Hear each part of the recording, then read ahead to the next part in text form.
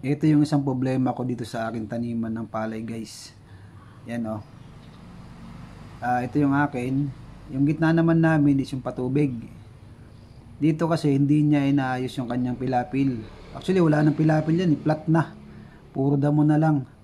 So ang nangyayari kapag maraming tubig yung kanyang taniman, dire-diretso dito sa patubig, nag-overflow, papunta sa akin yung tubig, nawawash out yung aking mga ina-apply na abono.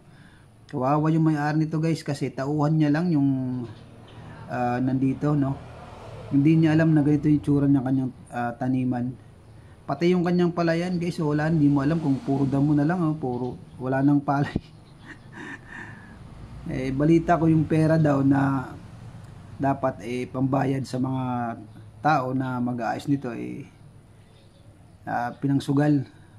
Kaya yun nangyari. Ito yung akin, mga 10 days na yan, guys. Sayang yung pera niya dito.